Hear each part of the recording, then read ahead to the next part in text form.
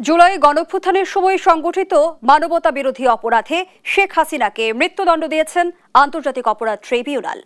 শেখ হাসিনার বিরুদ্ধে আনা 5টি অভিযোগের 3টিতে মৃত্যুদণ্ড এবং একটিতে আমৃত্যু কারাদণ্ড দিয়েছেন ট্রাইব্যুনাল।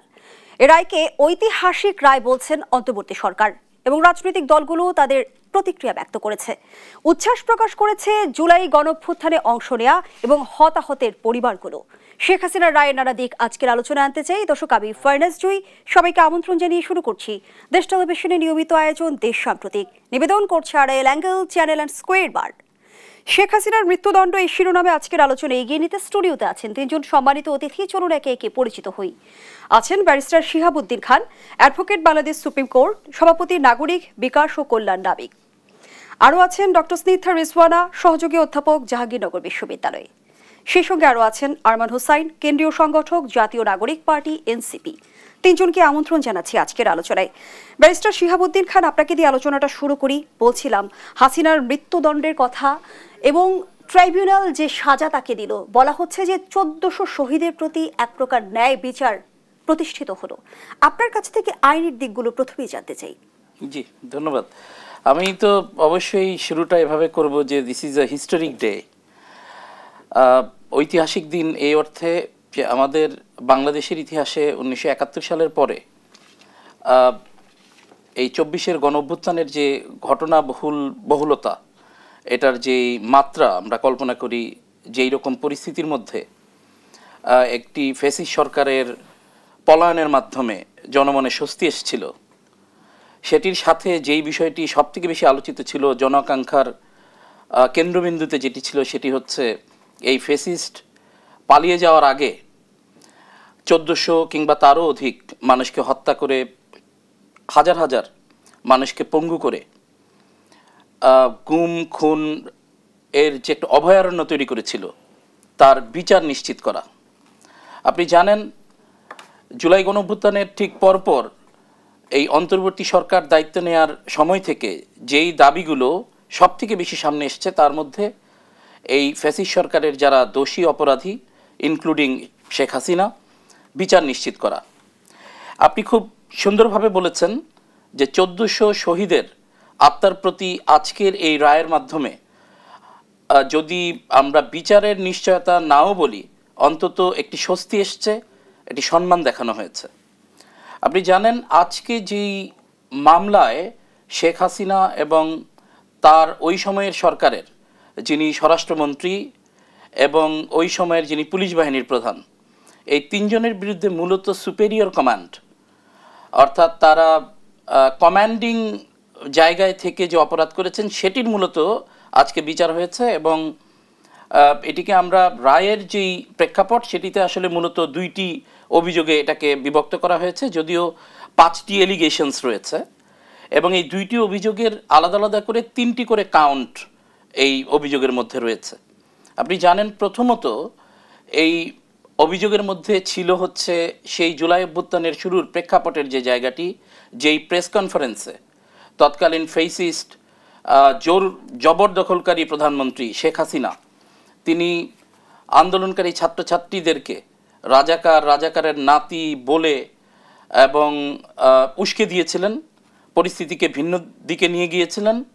এবং পরবর্তীতে সেটির প্রেক্ষাপটে আপনি জানেন যে রংপুরে আবু সাইদকে কিভাবে হত্যা করা হলো সেই আন্দোলনের ধারাবাহিকতায়। এর পরবর্তীতে সে যেভাবে লেথাল ওয়েপন, হেলিকপ্টারের মাধ্যমে এবং অন্যান্যভাবে লেথাল ওয়েপন ইউজ করার যে নির্দেশ দিয়েছিলেন, সেটা তার স্বরাষ্ট্রমন্ত্রীর মাধ্যমে পুলিশ বাহিনীর প্রধান সেইটা এক্সিকিউশন লেভেলে নিয়ে গিয়েছিলেন।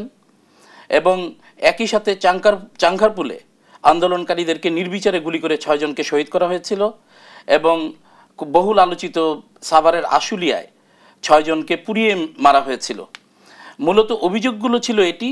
এর মধ্যে প্রথম যে 2টি বললাম, ওটিকে একটি অভিযোগ আকারে নিয়ে সেটিকে 3টি কাউন্ট আকারে রায় দিয়েছেন আদালত, মাননীয় ট্রাইব্যুনাল।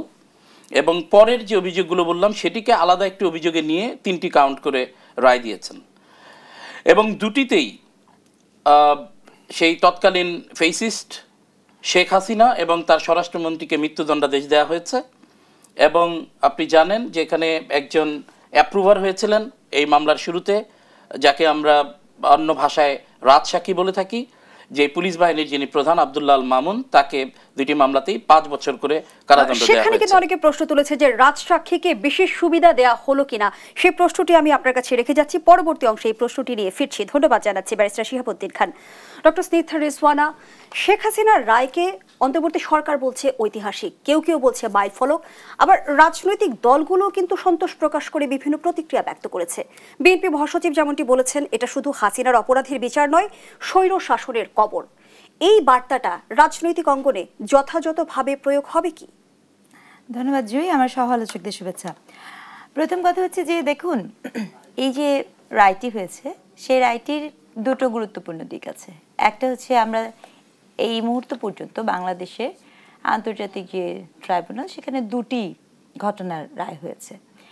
এর আগে যেই ট্রাইব্যুনালটি হয়েছিল সেটি ছিল অনেক এমন একটা অতীত, যে অতীতের অনেক সাক্ষী ছিল না, মানে আমরা একটা প্রজন্ম হয়তোবা সাক্ষী হিসেবে দেখেনি।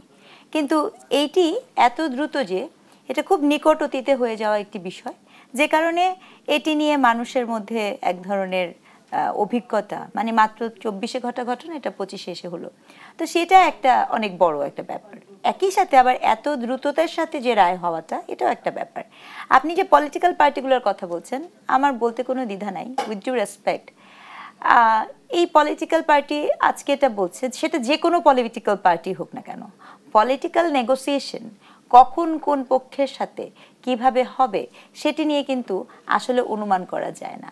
যে কারণে এই অন্তর্বর্তীকালীন সরকারের উপরে কিন্তু একটা বিশেষ চাপ ছিল। আপনি মনে করে দেখেন, বলেছিল যে 3টি দায়িত্ব দেওয়া হয়েছিল, একটা ছিল সংস্কার, একটা হচ্ছে আপনার এই বিচার, হ্যাঁ বিচার, আরেকটা কি ছিল, 3টি দায়িত্বের মধ্যে আরেকটা আমি মনে করতে পারছিলাম, মানে প্রধান উপদেষ্টা বলছি নির্বাচন, সরি হ্যাঁ নির্বাচন। তো সেক্ষেত্রে দেখেন খুব তাড়াতাড়ি কিন্তু কুইক কিন্তু ভেরি রেসপন্সগুলো আপনি দেখবেন যে প্রথমেই প্রধান উপদেষ্টা বলার পরে খুব তাড়াতাড়ি কিন্তু এখন উনি একটা কাজ, উনি আউটকাম দেখাতে পারছেন, যে বিচারটা উনি করেছেন। যদিও আমি এটা বলতে চাই যে এই বিচার আসলে যাদের খুশি হবার, যাদের পলিটিক্যালি এই রেটরিককে ব্যবহার করার, কারণ এটা খুবই দুঃখজনক যে আমরা আসলে কতখানি কশাস থাকি একটা হত্যা, একটা অন্যায়, একটা অবিচারের এগেনস্টে কথা বলা, আর কতখানি আমাদের উদ্দেশ্য থাকে পলিটিক্যাল রিভেঞ্জকে নেওয়া। সো এটা আমি একজন শিক্ষক হিসেবে মনে করি যে এটা দুঃখজনক, কারণ আপনি অন্যায় হলে অন্যায় শাস্তির ঊর্ধ্বে কেউ না, এটা প্রতিষ্ঠা করতে পারাটা খুব জরুরি। হ্যাঁ, কিন্তু আমাদের দেশের যে বাস্তবতা, সেই বাস্তবতাটা এরকম হয় না। সে বাস্তবতাটা এরকম হয় যে আমি আপনার এগেনস্টে একটা কথা বলছি, বা আপনি তখনই একটা চাল চালবো যখন সেইটা আমার ফায়দার জন্য হবে। ইতিহাস কিন্তু তাই বলে। হ্যাঁ, প্রচুর হত্যা আছে, যেমন মনে করেন আমরা 24 নিয়ে কথা বলি, কিন্তু এটা তো সত্য 24-এর গণহত্যা তো হয়েছে, কিন্তু তার আগে তো আরো 15 বছর আরো অনেক হত্যা হয়েছে, হয়নি? সেগুলো নিয়ে আমাদের কোনো কথা নেই। আচ্ছা, 15 বছরের আরো আগে, হ্যাঁ মানে মনে করেন তার আগের যে সরকার, সেই সময় কি হত্যা হয়নি? হয়েছে। তারও আগে এরশাদের সরকার, সে সময় হয়নি? হয়েছে। কিন্তু হাসিনার রায় নজির সৃষ্টি করতে পারবে কিনা, নজির সৃষ্টি করতে পারবে কিনা সে বিষয়ে আমি আসলে খুব একটা আশাবাদী না। কেন কি? কারণ আপনি নিরাশার কারণটা আমি পরবর্তী অংশে নিশ্চয়ই শুনবো। ধন্যবাদ জানাচ্ছি ডক্টর স্নিগ্ধা রিজওয়ানা। আরমান হোসাইন, 24 জুলাই যোদ্ধা যারা, তারা আসলে লড়াইটা আমার মনে হয় যে বুলেটের সামনে দাঁড়িয়ে করেছে, এবং তারা যেভাবে চোখের সামনে নারকীয় হত্যাযজ্ঞ দেখেছে কিভাবে রাষ্ট্রীয় বাহিনী আসলে লাঠিয়াল বাহিনীতে পরিণত হয়ে নিজেদের জনগণের উপর অত্যাচার চালায়। এই দিনটির অপেক্ষায় ছিলেন কি আরমান হোসাইন? ধন্যবাদ আপনাকে। মানে এই দিনটা তো প্রথমত একটা ঐতিহাসিক দিন, দ্বিতীয়ত হচ্ছে যে বহুল অপেক্ষার একটা দিন ছিল আজকের। শেখ হাসিনা এবং খুনি স্বৈরাচারী শেখ হাসিনা এবং সাবেক স্বরাষ্ট্রমন্ত্রী আরেক খুনি আসাদুজ্জামান কামাল, তাদের যে মৃত্যুদণ্ডের রায় হলো, এটা জুলাই গণ অভ্যুত্থানে 1400 শহীদ এবং 23,000-এরও বেশি আহত এবং তাদের পরিবারের জন্য আমি মনে করি প্রশান্তির কারণ। এটা তাদেরকে প্রশান্তি দিবে। তবে এই প্রশান্তিটা আরও বেশিভাবে কাজ করবে বা পূর্ণতা পাবে যখন শেখ হাসিনার এই রায়টা আসলে কার্যকর হবে। কারণ আমরা যেটা দেখেছি, আমরা প্রথমত যে রায়টা হচ্ছে, আমরা আদালতের উপর, ট্রাইব্যুনালের উপর আস্থা রেখেছিলাম, এবং আন্তর্জাতিক অপরাধ ট্রাইব্যুনালের 24-এর পরবর্তী, জুলাইয়ের পরবর্তী প্রথম যে মামলা, এই মামলাটির বেশ আর্টিকুলেটেড, ডিটেইলড এবং ডিউ প্রসেস ইউজ করে ডিউ প্রসেস ফলো করে তারা কিন্তু এই বিচারটা সাধন করেছেন। আজকে আপনি দেখেন প্রেস ব্রিফিংয়ে আন্তর্জাতিক অপরাধ ট্রাইব্যুনালের চিফ প্রসিকিউটর খুব কনফিডেন্সের সাথে বলেছেন যে আমরা যে ট্রায়ালটা করেছি এটা লাইভ টেলিকাস্টেড হয়েছে এবং সারা বিশ্ব দেখছে যে কীভাবে ট্রায়ালটা করা হলো। তো সেক্ষেত্রে উনি ওপেন চ্যালেঞ্জ করেছেন, যার জন্য আমি আসলে ওনাকে অ্যাপ্রিসিয়েট করি। চিফ প্রসিকিউটর কিন্তু বলেছে যে অতীতের প্রতিশোধ নয় এই রায়। মোটেও না। অতীতের কোনো হত্যাকাণ্ড, অতীতের কোনো অপরাধের সাথে আপনি এটা কম্পারিজন করতে পারবেন না। আপনি যে সরকারই আসুক, এরশাদ সরকার আসুক, বিএনপি সরকার আসুক, কোনো সরকার কিন্তু এরকম গণহত্যা চালাতে পারেনি। ইভেন এই যে এই আমাদের এই শতাব্দীতে, এই রিসেন্ট ইয়ার্সে কোনো বিশ্বের কোনো সরকারও তার ক্ষমতায় থাকার জন্য এরকমভাবে মাস কিলিং করে নাই। এটা কিন্তু একটা অনন্য নজির বাংলাদেশে, খুবই বাজে নজির যেটা শেখ হাসিনা তৈরি করে গিয়েছে। তো এর জন্য আসলে যে ডিউ প্রসেস ফলো করে ট্রায়ালটা হয়েছে এটার জন্য আমরা সন্তুষ্ট। বাট আমাদের আজকে যে প্রেস ব্রিফিং যেটা হয়েছে আমাদের দলের পক্ষ থেকে, সেখানে আমরা বলেছি যে এই রায়ের কার্যকর হওয়ার জন্য আমরা অপেক্ষা করব। কারণ আইসিটি ট্রাইব্যুনালের 21 ধারা অনুযায়ী আপনার 30 দিনের মধ্যে কিন্তু আপিল করতে হয়। এখন শেখ হাসিনা যদি 30 দিনের মধ্যে দেশে এসে তার এই রায়ের বিরুদ্ধে আপিল না করেন, তিনি কিন্তু তার রাইট টু আপিলটা হারাবেন। আর এই আপিলটা হয় কিন্তু আপিলের ডিভিশনে, হাইকোর্ট ডিভিশনে। শেখ হাসিনা দেশে এসে আপিল করবে? আমি সেই প্রশ্নটি রাখছি আপনার কাছে, বিরতির পর ফিরছি। দর্শকদের সাম্প্রতিকের এই পর্যায়ে একটা বিরতি নিচ্ছি, সাথেই থাকুন। আবারও আমন্ত্রণ, দেখছেন দেশ সাম্প্রতিক। আমরা আবারও ফিরছি আলোচনায়।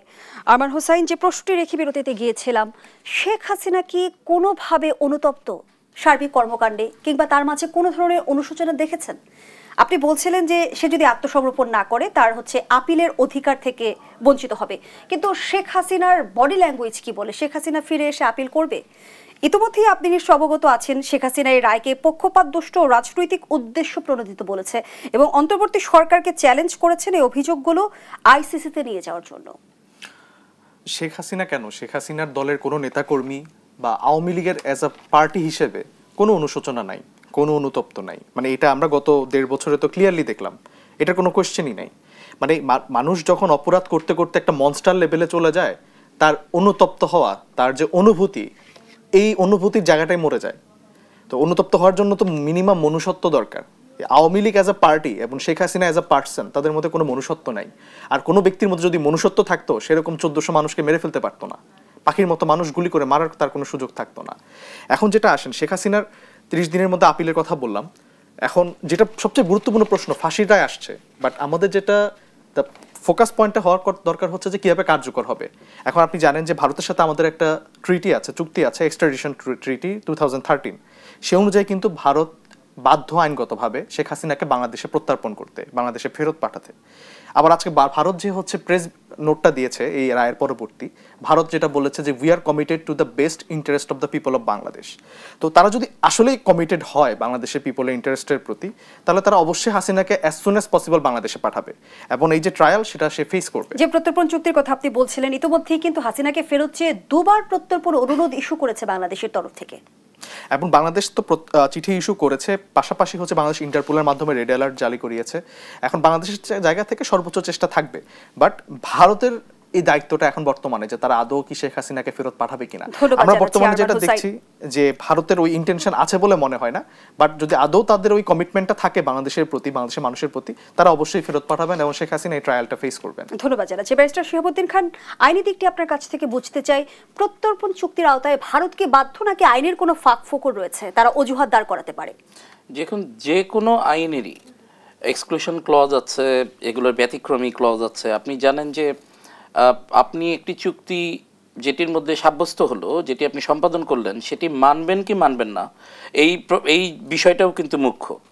অর্থাৎ প্রত্যর্পণ চুক্তির আওতায় বাংলাদেশ এইরকম একজন আসামিকে ফেরত চাইবে, যার ফাঁসির আদেশ হয়েছে তাকে চাইবে, কিংবা ফাঁসির আদেশের আগেই আপনি জানেন অন্তর্বর্তী সরকার জনমানুষের চাপে কিন্তু ভারত সরকারকে একবার চিঠি লিখেছেন, সেটার কোনো সদুত্তর তারা দেননি, কিংবা উত্তরই তারা দেননি, তারা এক অর্থে সেটাকে খুব বেশি কেয়ার করেননি।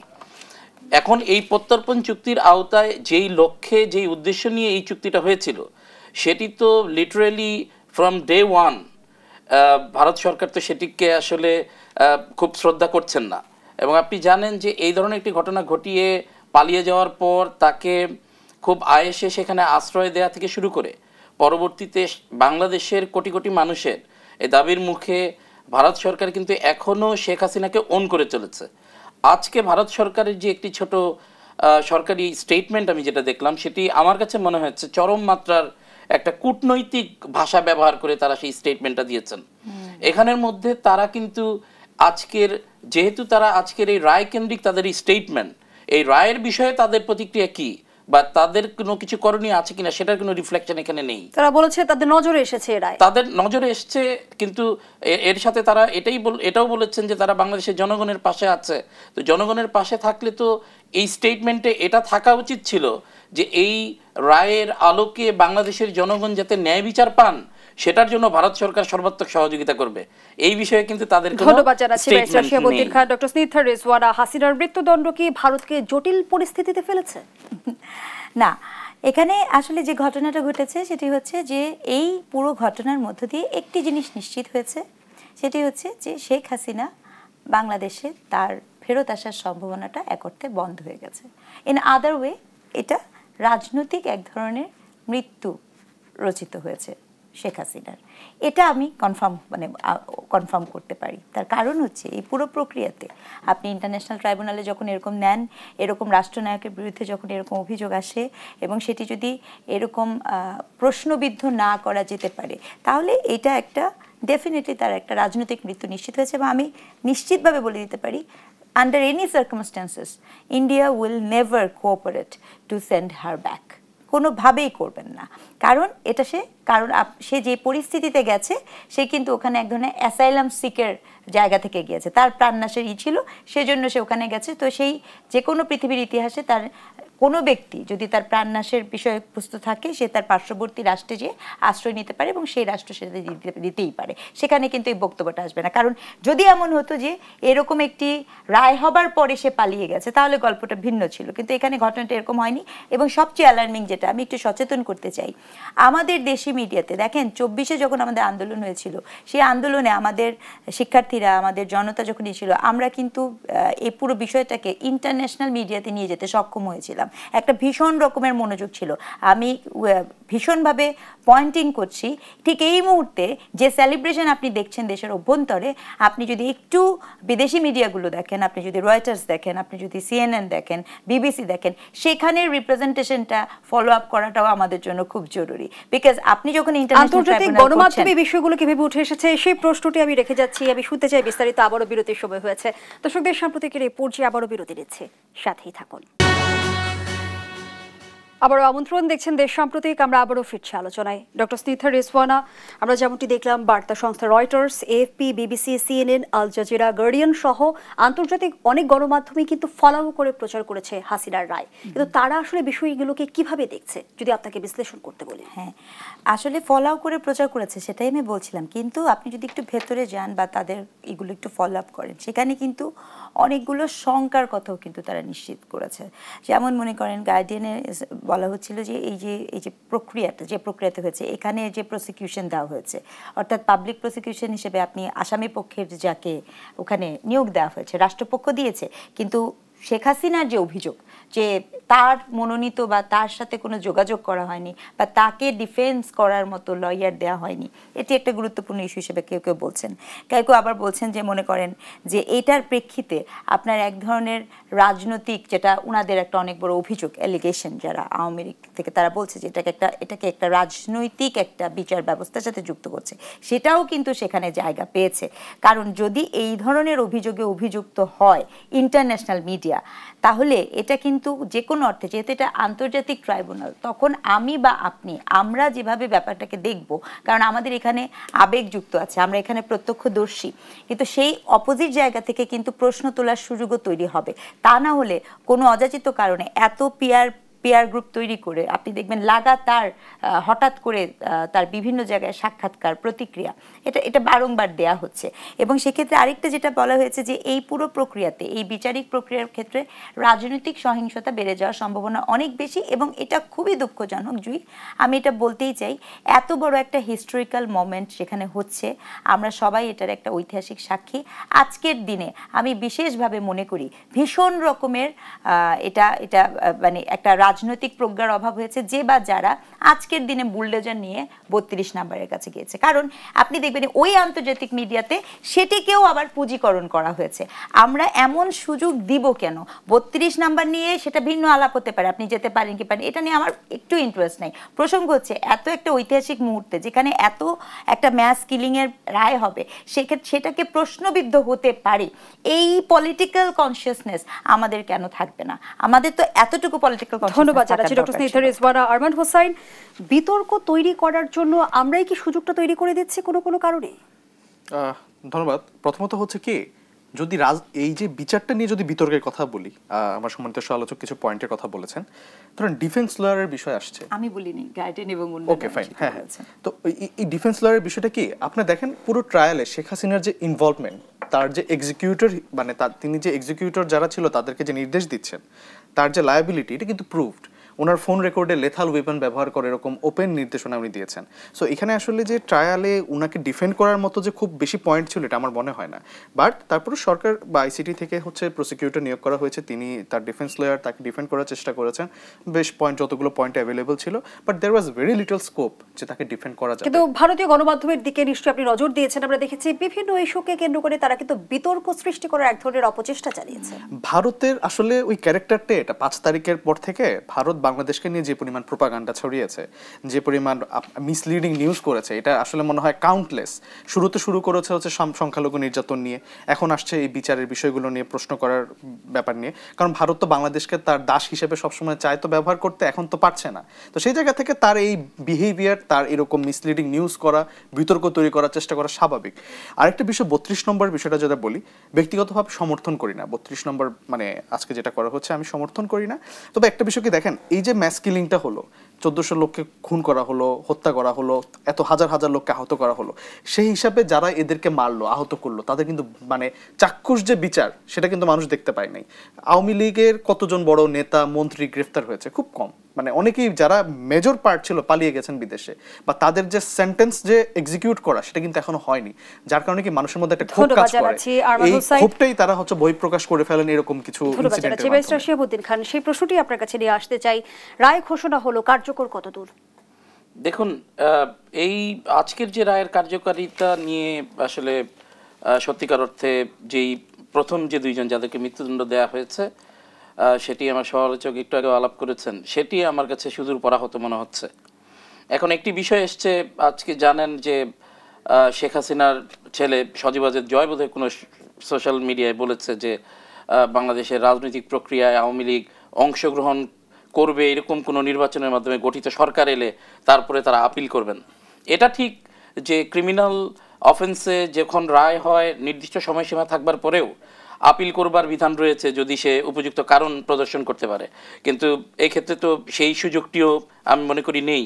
কারণ হচ্ছে এই রায়ের যে প্রক্রিয়া, শেখ হাসিনাকে দেশে ফিরিয়ে আনবার জন্য যেই সমস্ত প্রক্রিয়া অ্যাডপ্ট করা হয়েছে, যেভাবে সেটাকে পাবলিসিটি করা হয়েছে, এরপরও তো তিনি সেটাকে তোয়াক্কা করেননি।